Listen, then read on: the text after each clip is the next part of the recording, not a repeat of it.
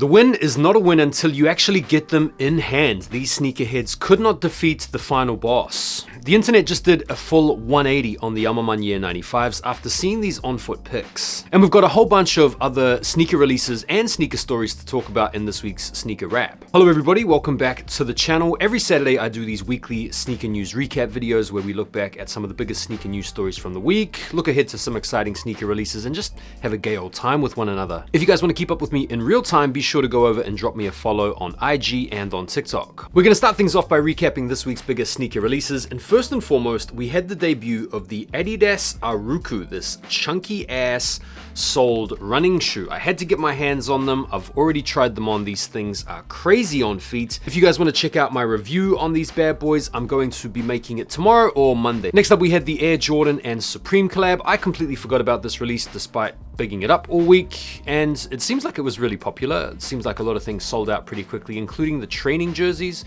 which I think were the first to go, then something like the t-shirts, and then the hoodies, and then the jackets. Pretty cool release, but I am going to be looking forward to some sneakers, hopefully further down the line. The rumors are they might be doing an Air Jordan 17. And we also had the Nike and Nigo collab, which was also pretty hot and sold out pretty quickly, especially the shoes. I'm seeing some reports out there that there was something like 1,000 units made available on the Nike sneakers app, and so getting the shoes was a pretty impossible task. I did come up on one of the fleece crew necks, which I was angling for, so I'm quite pleased about that. Otherwise, this was a pretty tricky drop to get your hands on. Also had the Nike Dunk Low Berlins, which sold out pretty quickly as well on the Nike sneakers app. That was a little bit of a surprise. And Jack Harlow's New Balance, the 1906R Florals, dropped this week as well. And you also had Jerry Lorenzo and the Fear of God latest collaboration with these hiker boots that are pretty ghastly, to be honest. And that about wraps it up. Pretty decent week. Hoping maybe there could be some restock or a wider release of those Nigos further down the line. Otherwise, looking in the resale market, they're not too bad. But yeah, apart from the crew neck sweat, I didn't pick anything up this week. Did you guys cop anything? Feel free to let me know.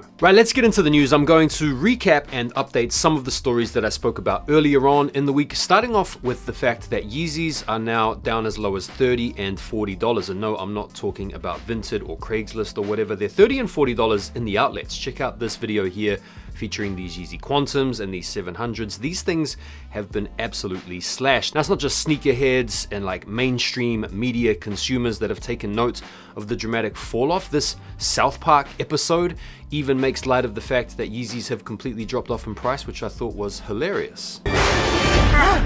Uh-oh, we wrecked the pumpkin and my sneakers. Are those Yeezys? They're cheaper now. The final boss was out in force this week, depriving sneakerheads of one of the most sensational feelings in sneaker culture, winning a hyped up pair of sneakers for retail, only to be denied them at the very final stage of the process. That's right, this guy here actually even had his box delivered without anything inside it, which is like, bro, that's crazy. Sometimes what they do is they replace the box with another pair of shoes. This guy got porch pirated, which is gutting. This dude had a notification saying that the merchandise is missing and the empty carton was discarded. It's like, bro, the reason why this hurts so much is because you've had to go through so much just to get to that final stage. I mean, even just entering into the draw for these shoes can be difficult on its own. Even if you do get the blessed got 'em screen, you're still looking out for the notification on the top of the phone to suggest that you've actually paid for them. And even when you see that, you're still waiting for the order confirmation. And even when you get the order confirmation, you'll still be thinking, bro, they could have oversold the release. This could get canceled at any one point. These could go missing. Even when you get the dispatched notification, you know that you still have the strongest foe to defeat, the M. Bison of the entire sneaker game, the delivery driver. I will say in my own case, I did actually notice that Nike had changed the regular courier or the regular delivery service provider to Royal Mail, and it was sort of 24 hours tracked. So obviously with these more hyped up releases, at least here in the UK, it seems like Nike are doing a little bit more to ensure that these hyped up packages get into the hands of the people that took the dub. So I can only appreciate what Nike have done for me personally here in London. For everyone else, RIP. Tom Sachs and Nike are going to be getting back together to finish up plans on the Mars Yard 3.0 next year. This is a story that I covered earlier on in the week, but I wanted to touch on it again here in this episode. Nike want to say that he is rehabilitated or he is a reformed man.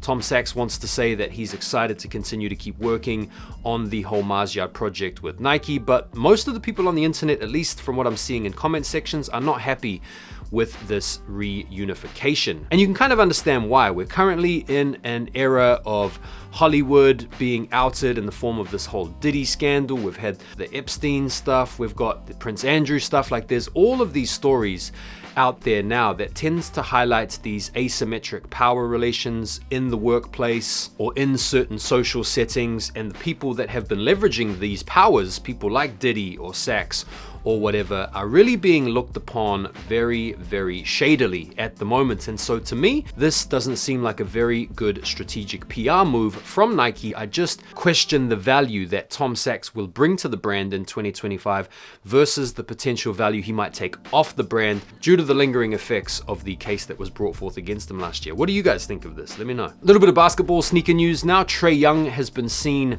wearing some anta sneakers during the most recent Hawks practice, and this has got people talking about whether or not Trae Young is going to stay with Adidas. It seems like they might be stalling him out on a deal currently, and maybe he's shopping around or enjoying a little bit of semi-sneaker free agency, or maybe he's about to team up with Kyrie Irving. What do you guys think? I feel like Trae Young has that sort of Kyrie Irving type game about him. He's obviously willing to rock the antas to practice, so could Trae Young be the next big signee to anta? Maybe. The backdoor is already open for a couple of exciting pairs that are set to drop later on this year. First and foremost, the velvet brown Travis 1 lows. Check out these pictures, man. This guy has already got an entire mountain of boxes. This other reseller here has already got pairs out there for sale. These are set to come out December the 21st. So this isn't like crazy early, but it is a little bit early. What it suggests is that stores are already receiving shipments of these, unless of course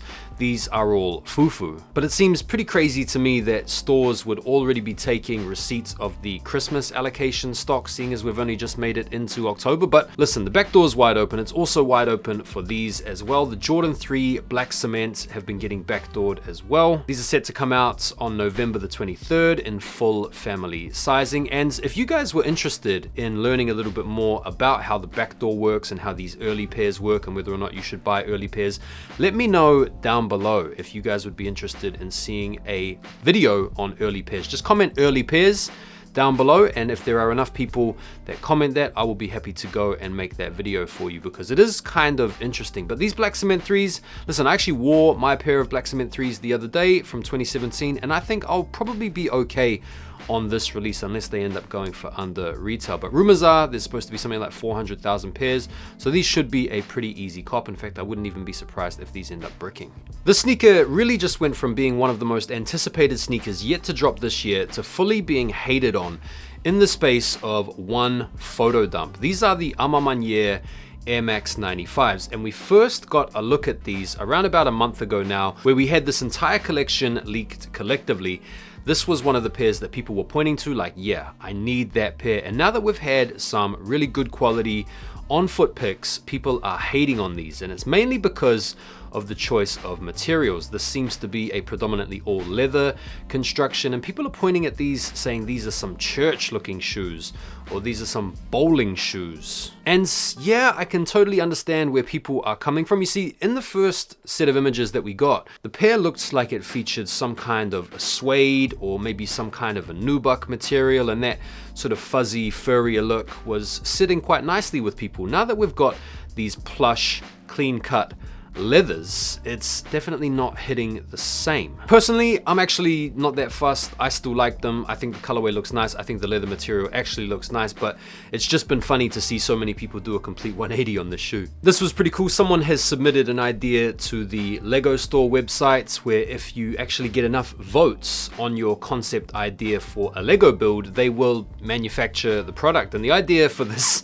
Lego concepts is a Supreme store with hype beasts waiting outside of it. The set consists of 2,847 pieces and a total of 10 minifigures, and it has all the details of the store both inside and out, such as the shop windows, the details of the walls, and also the long queues that were in front of the Supreme store, and it even has the wooden floors on the inside and all the other details like clothes and sneakers and accessories. So yeah, man, it's a pretty cool concept. This would be a must-have, I think, for all Supreme collectors. Like, if they actually did an official collab with Lego, you gotta feel like this would be one of the hottest items of the entire season. Very cool concept. At the moment, it's hovering around 500 votes. The sneaker resale store is not just inviting customers to come in and overpay for sneakers, they're also inviting customers to come in and overpay for stocks in their business. Crazy. Impossible Kicks on Instagram is giving you the opportunity to invest in Impossible Kicks, a high-growth retail brand for the luxury sneaker resale market, with revenues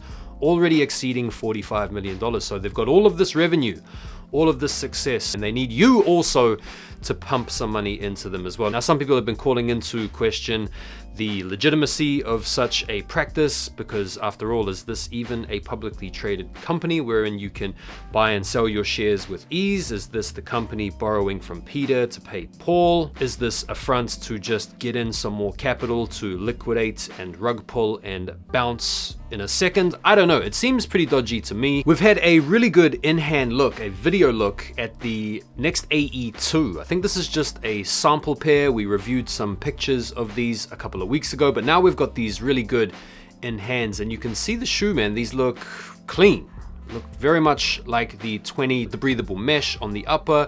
They've got these almost like forks or these sole clasps that seem to rise up and envelop the shoe to give it that stability. Colorway looks nice. Look, these do look like the natural evolution of the AE1. Traction pad looks good. They look like they'd be great for basketball. Whether or not they can make the same type of successful crossover to casual wear that the AE1s did, I'm not so sure. These look almost a little bit more hyper technical to be like that. But yeah, I still think these are a really nice looking performance basketball shoe. What do you guys think of these? I think if there's one brand that's capitalized better than anyone else on the recent trending of their products, it has to be Timberland. They've done collabs with everybody in this past year. Now they're teaming up with Dia de los Muertos, the Day of the Dead, to bring us this freaky Muertos inspired Timberland boots. And damn, man, like if you are into the whole Mexican culture or the whole Dia de los Muertos, then this is probably going to be a pretty cool shoe for you. For me, hell no, like there's nothing particularly appealing about these to me. I mean, the glow in the dark does go pretty hard to be, I mean, look, they are cool, but yeah, would I buy them? Definitely not. Nike have been called out by Skepta for seemingly taking inspiration, or maybe as he might put it, stealing his design to feature on the upper of their next Air Max 90. The colorway is pretty similar, it has to be said. Nike and Skepta famously used to partner together, and back in 2017 they brought out this Air Max 97 with this very similar colorway. But it should be mentioned that that 2017 collab was also inspired by a 1999 air-tuned Max, but Big Smoke himself posted a picture of the Air Max 90s in question with the caption LOL. Right, let's talk about some exciting new upcoming sneakers. This first set of SB Dunks are set to drop next year, and this is going to be the next Nike and Supreme SB collab, and we've got three colorways: a white colorway, sort of like darker charcoaly gray colorway, and then a blue colorway. And all of these mock-ups are based on these very sneaky, very low-key, very poorly taken pictures of what I'm gonna assume are early samples. They feature the 94 on the back heel, which is the year that Supreme was created. They're pretty basic in terms of the color blocking, nothing overly exciting, but at least we know we're going to be getting some more Supreme SBs in 2025. We've also seen this week the updates around an exciting, well, arguably exciting, I mean, if you look at them, they're not exciting, but exciting in that it's a brand new Jordan model. This is the Flight Court, or the All Court. We've been talking about these shoes in the past couple of weeks under the context of this Who Decides War collab that we've seen doing the rounds. And after seeing those and getting excited about those, we can now get less excited about the normal run-of-the-mill GR colorways that are going to be wheeled out as of next spring. Now, one of the best parts of the sneaker is the price point, $115. So these are coming in to fill a gap in the market between your sort of retro sneakers and your lesser brand outlet sneakers, I guess. They look like they have a very sort of skate-esque aesthetic, not too dissimilar from the Jordan 4 RMs, which are just priced a little bit above. So I guess if you can't get the RM, maybe this is supposed to be the alternates. There's nothing particularly bad about the shoe. They just look really basic. They look really simple. Probably a good beater shoe, to be fair, but am I excited about them? Not really. dtlr and New Balance have a 1906R on the way. These are actually coming out quite soon on October the 11th, and they're called the Starry Nights release. And the product images basically look like they were taken by maybe the Supreme photographer on his day off. I am a huge fan of this model because the shoe is so comfortable. $175, and these are set for an exclusive release through the dtlr stores as well as online beginning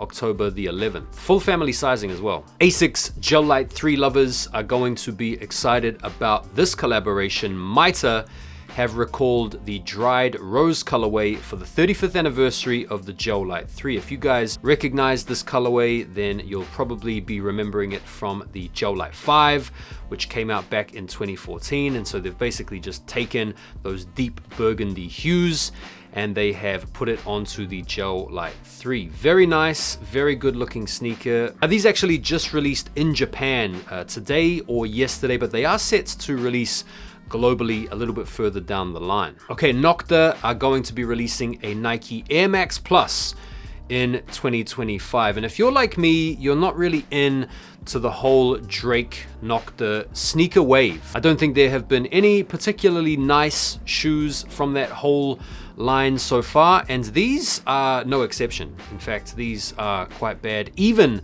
for Nocta. I'm not feeling these whatsoever. These look like some kind of bargain bin discount. People don't even want to buy them at the thrift store. Sitting ass looking shoes, and the colorways are rubbish as well. Maybe the black pair is okay because it could be confused with another shoe, but me, bro, I'm not feeling these, man. Do you guys honestly rate these? I mean, there probably are plenty of you out there that will rate these, but I honestly think Drake's Nocta sneakers are just bad. We've had some on-foot looks at the Riot Skate Shop's Nike SB Dunk Low. These are set to come out next year. This is a collaboration. At first flush, these do look like another GR sneaker. I won't lie, look, there's nothing wrong with a GR sneaker. In fact, I've got plenty of GR sneakers, don't get me wrong, but these just don't really evoke that sort of quality and that imagination and that creativity that we're used to seeing from SB collabs. Colorway is nice, don't get me wrong. The quality, look, on closer inspection with some of these on-foot picks, they do look like they have decent quality. They've got the signature branding on the tongue as well as the little logo on the back heel and stuff like that. It's a subtle shoe, it's a low-key shoe, they're nothing crazy. We've had some more pictures, some just normal pictures, thank you,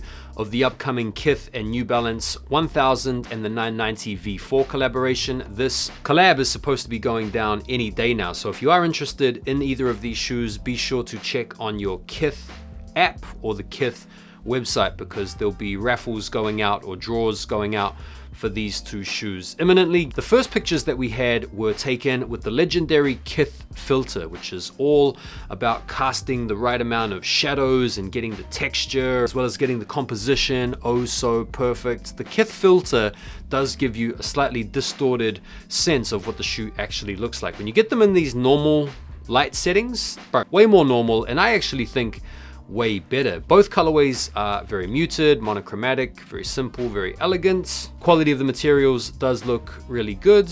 And in terms of pricing, the 990 V4 is 190 pounds and the 1000s are 145 pounds. So actually not even that bad at all. And yeah, if you want to cop these, I'm just on the Kith app now myself. You want to enter into it right now if you want these. Cool shoes. We've had some first looks at the Air Max 95 Stash collab.